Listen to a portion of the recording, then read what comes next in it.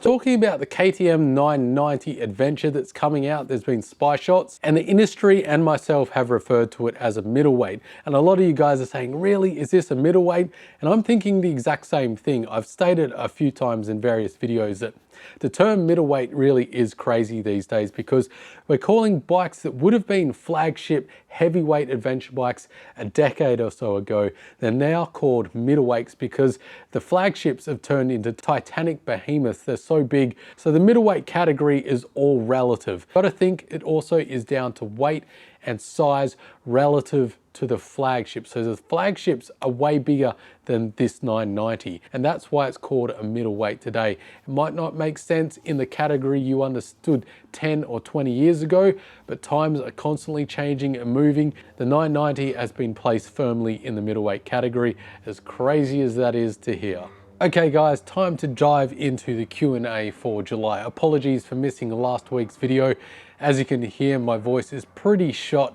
I've had a chest infection, I'm still on antibiotics, not feeling all that crash hot. But taking it easy, I thought we could do a Q&A and work through some of the most interesting and topical questions for July. So let's dive right back in. In today's market, where is the 400cc 40 horsepower model? Is there one? I ask myself all the time, where is the 400cc 40 horsepower dual sport that we used to get back in the day? Think of your XR400 and of course the DRZ 400 as well.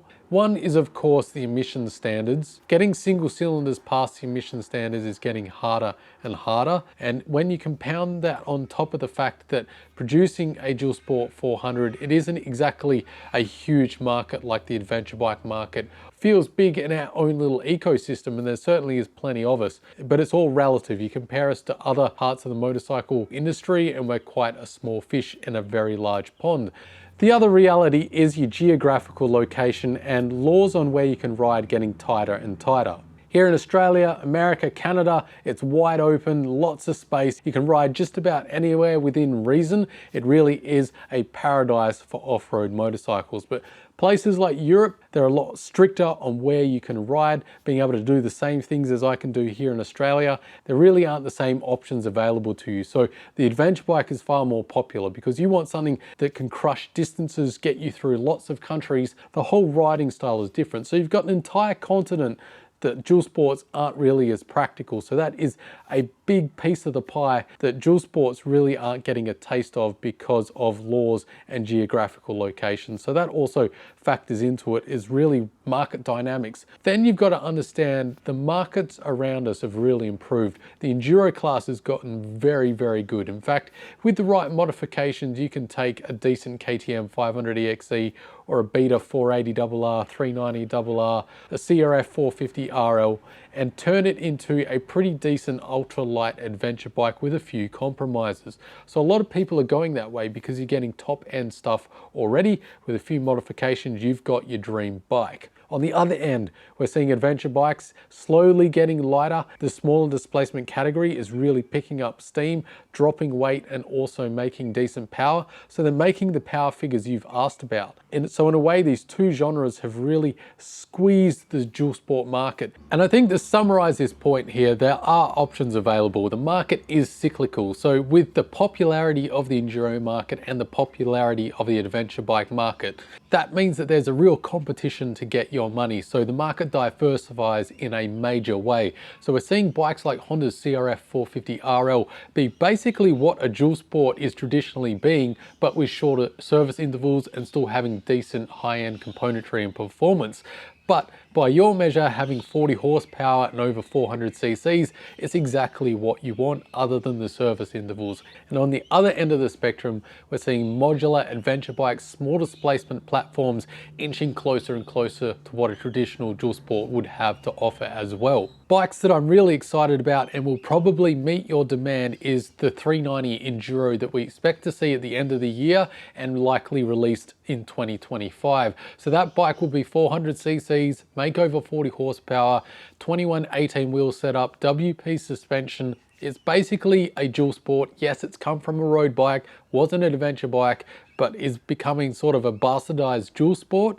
It will be heavier than a traditional dual sport, but On all other accounts, it will serve the function exactly like a traditional dual sport would have in the past. Really, you have to get a bit creative, but we can see at each edge of the market in the enduro and the adventure bike category, they are circling back to this format. It's all cyclical. There's ups and downs to the market. People's wants and needs and desires change over time, but we tend to be on a cyclical basis. Wouldn't worry that we're never going to see it again. It will just look a little bit different to how it used to. How much power gain could you really get out of the Ram Air system over the current under the seat airbox system that the Tenere has, like most adventure bikes use? And my answer would be really not much. Definitely don't expect double-digit horsepower gains here. In fact, I think in the real world, it will make absolutely no difference, because for Ram Air to really be effective, you've got to be traveling at some speed, being able to maximize how much air is getting rammed into that airbox. That's why it's called Ram Air. But to do that, you've got to be moving at higher speeds. For most people riding around on the street or in the dirt doing slower speeds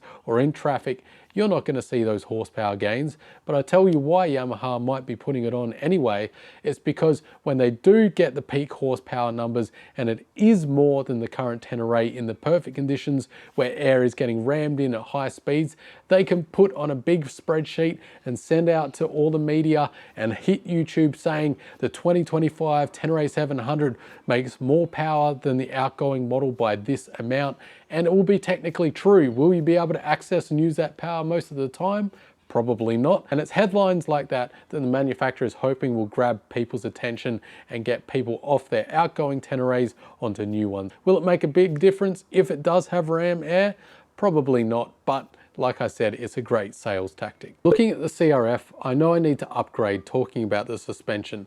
Would just using a stronger spring and heavier oil be enough, or is it worth going all the way? I'll be realistic with you, Tommy. I just wanted to see where top of the line suspension could take the CRF. Aftermarket wise, I'd never gone top of the range suspension wise, so I wanted to see what it would get me. But if I'm being realistic, I was also in a time of my life, I had plenty of money. A lot of people wanted to see what the top of the range YSS suspension would be like. Also, YouTube kind of lent me that way because more people wanted to know about that than the cheaper options. So that's the road that I went down. What I would do now, if I was in my present position with a mortgage and a kid, I'd be getting the additional spring from either Öhlins or YSS or K-Tech, wherever you want to get it, and putting it in the front forks. Because a lot of people don't know, like the CRF350L, the CRF300L only has one spring in the front forks. It's one of the reasons it's quite soft.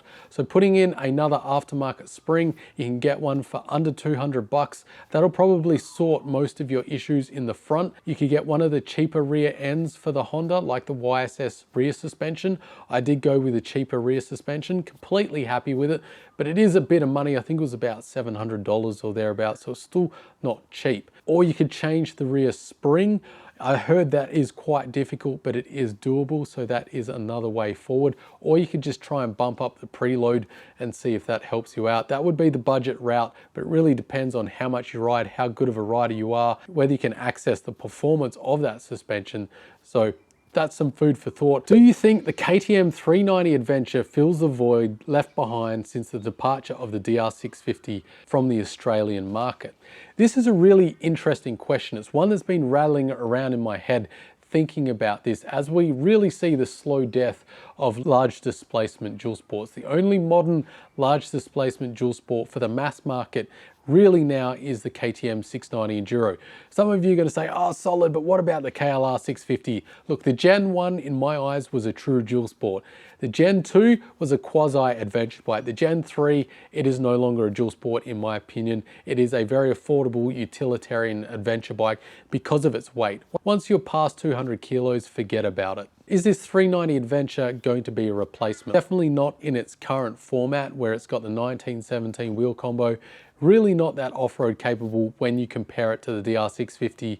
When I think about the DR650 in the Australian context, it's a bike that you can commute on. You can still do the tight, twisty goat trails with your mates on KTMs, but it can also be taken through the Simpson Desert, which is kind of one of the bucket list really difficult desert rides here in Australia, in the center of Australia. The DR650 is a great choice. Put a big tank on it, a screen to keep the wind off, soft luggage, and job is basically done. Can't really say the same for the 390 Adventure. You need serious modification even to consider it. And even then, I'm not sure that's the bike I would choose to take. So I think the current model certainly isn't a replacement. What I do think could potentially be a replacement, depending how it happens, is the 2025 390 Enduro that is in the pipeline. Stripped down version of the upcoming 2025 390 Adventure, likely to have that 2118 wheel combo, and it's going to be the most off-road capable of that new 399cc variant of the 390 Adventure, making decent amounts of power as well, well into the 40 horsepower range, and will have decent amounts of torque there too. So it's pretty close to the DR650. I think the only deficit is it's going to have probably a decent 10 kilos, but I think this really is going to be where the modern answer to the DR650 is going to come from. I know that's blasphemy for a lot of people. I hate hearing myself say it as well, because in a perfect world, a new DR650 would be the perfect option. EFI 6 speeds, shut up and do it, Suzuki, please. But they just haven't. So we're left getting creative with different ideas. I've chosen a CRF300L. It's my unicorn perfect bike. I don't need the extra grunt that the DR650 has. I answer that question by getting a road bike to keep me satisfied that way. But for people who want the one bike option, I think the 2025 390 Enduro could be that answer. Is it going to be reliable? Question mark. It's a new bike, we just don't know yet. Is it going to be as off-road capable? Another question mark. It looks kind of promising, but it did derive itself from a road bike to start with. So there's some question marks there too. The accessory market, that's going to take a while to come in behind this bike. I've got high hopes. It's never going to be the same, and it's never going to be a replacement for it, but it might be the best option that we've got in the future. So thanks for the question, a very interesting one. Chuck your thoughts down below, I'd love to hear them. So that's it for this little Q&A, keeping it short and sweet because I'm absolutely dying with this chest infection and my nose is blocked, feel like crap, so we're gonna call it for the day. But thanks for sticking with me through this extra raspy edition of Q&A for July of 2024. And as always guys, don't forget to stay shiny side up, and I'll see you in the next one.